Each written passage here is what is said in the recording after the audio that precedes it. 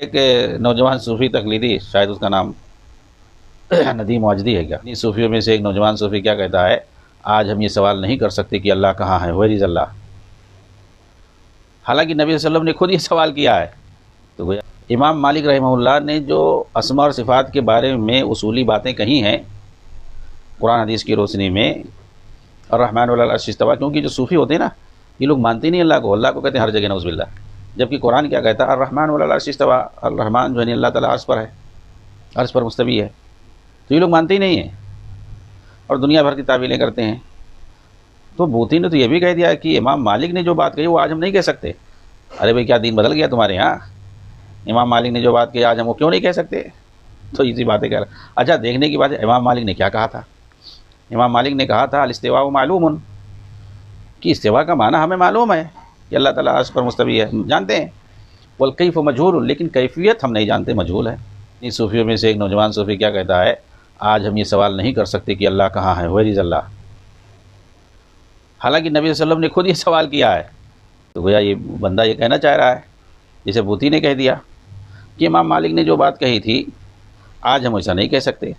تو آج کا ایک اور تقلیدی کہہ رہا ہے صوفی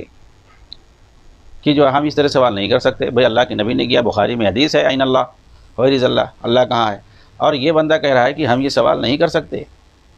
اللہ کے بارے میں کہ اللہ کہاں ہے، کیوں نہیں کہہ سکتے؟ کہہ رہا ہے کہ اس سے جو ہے جہت لازم آئے گی، جگہ لازم آئے گی، مکان،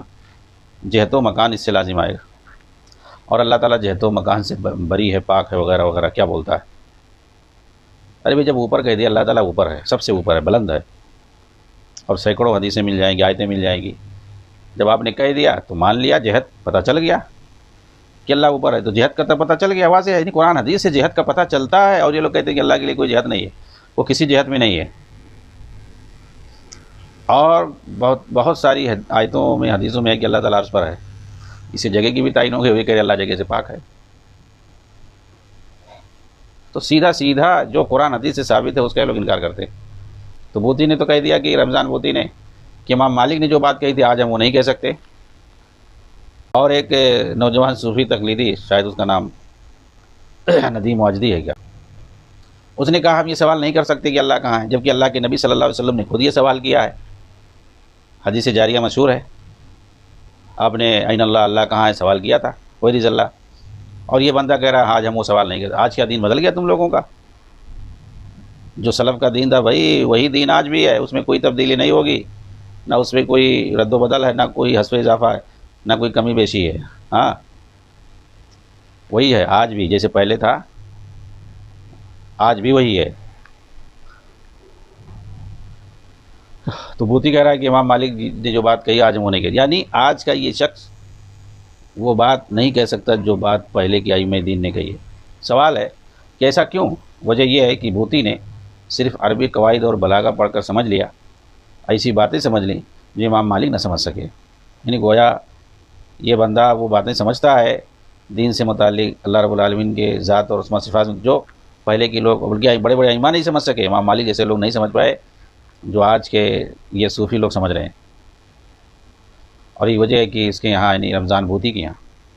جو بشار الاسد کا یہ مفتی تھا، صوفیوں میں بہت قدر ہے اس کی، سلفیوں کے خلاف اس کی کتابیں استعمال کرتے ہیں یہ لوگ، یہ آپ سمجھ لیں۔ اور بشار الاسد کا یہ ملک شام کے اندر جو قصائی تھا، کتنے سنی، لاکھوں سنی مسلمانوں کا قتل کیا اس نے، بہت بڑا دشمن تھا مسلمانوں کا، اس کا یہ مفتی تھا رمضان بوتی، جی ہاں، اس نے اس طرح کی بات کہی ہے، خرافاتی بات، جس کو وہ ساری باتیں سمجھ میں آ گئی جو امام مالک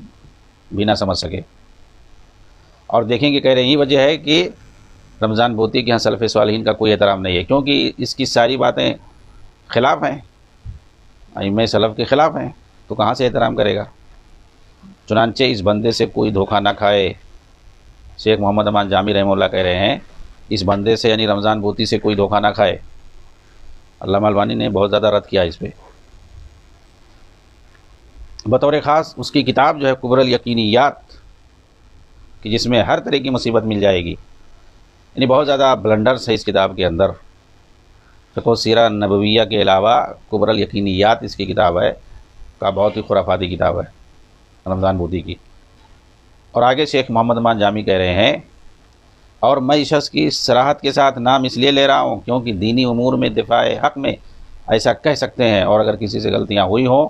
تو اسے بیان کر سکتے ہیں اور اس کے شبہات کو سامنے لا کر رد کر سکتے ہیں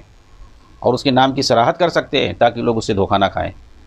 کوئی اگر بدعتی ہے، وہ بدعت کو پروموٹ کر رہا ہے، پھیلا رہا ہے اپنی تقریروں کے ذریعے، اپنی تحریروں کے ذریعے سے، تو اس کا نام لے کے اس پر رد کر سکتے ہیں تاکہ امت اس سے آگاہ رہے، اس کی تحریروں سے، اس کی تقریروں سے آگاہ ہو جائے اور اپنے آپ کو اس ضلالت اور گمراہی سے، ان بدعات اور خرافات سے اپنے آپ کو بچا سکے۔ تو بیان کر سکتے ہیں ان کے بارے میں، بدعتیوں کے بارے میں، جس طرح کی علم رجال میں کیا جاتا ہے۔ محدثین نے کہا ہے فلاں کذاب ہے، فلاں دجال ہے، اس سے طلبہ کو نصیحت کرنا مقصود ہوتا ہے، لوگوں کو تنبیہ کرنا مقصود ہوتا ہے، اور کوئی دوسرا مقصد نہیں ہوتا ہے۔